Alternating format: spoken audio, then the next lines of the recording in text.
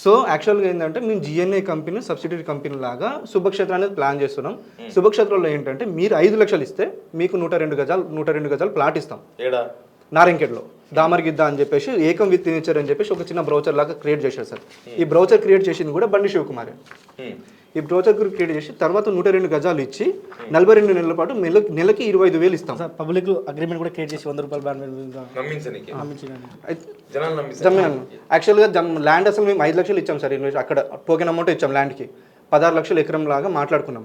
16 ఎకరాలు 20 ఎకరాలు మాట్లాడుకున్నాం. కానీ అసలు ల్యాండ్ అసలు రిజిస్ట్రేషన్ అవ్వలేదు. కానీ వీళ్ళు ఏం చేశారంటే రైతును అగ్రిమెంట్ చేసుకున్నాం.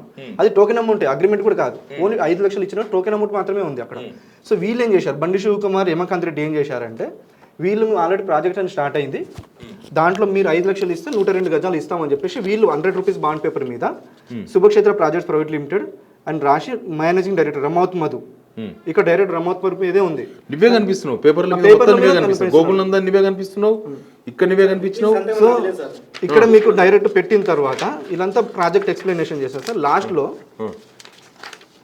ఇక్కడ వచ్చేసి ఇది యమకాంత్ రెడ్డి సైన్ సార్, ఇది వచ్చేసి బండి శివకుమార్ సైన్.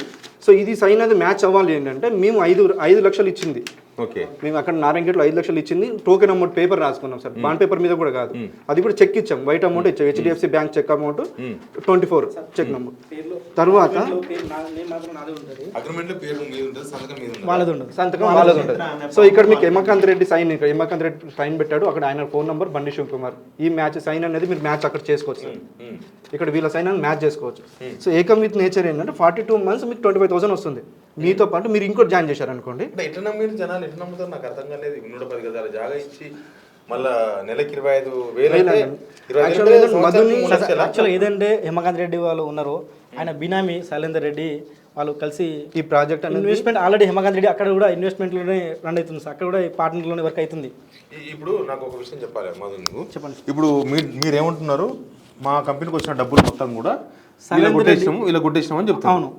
కంపెనీ కొట్టిందా పర్సనల్ అకౌంట్ లా? పర్సనల్ అకౌంట్ కొట్టినాం సార్. ఈయన పర్సనల్ అకౌంట్, ఈయన పర్సనల్ సార్. ఈయన పర్సనల్ అకౌంట్లో, ఫార్మ్ అకౌంట్లో, పర్సనల్ అకౌంట్ కూడా కొట్టినా, దాని పాటు ఆయన బినామీ అకౌంట్లో కూడా కొట్టినా సార్. బినామీ అకౌంట్లో కూడా కొట్టడం కూడా జరిగింది.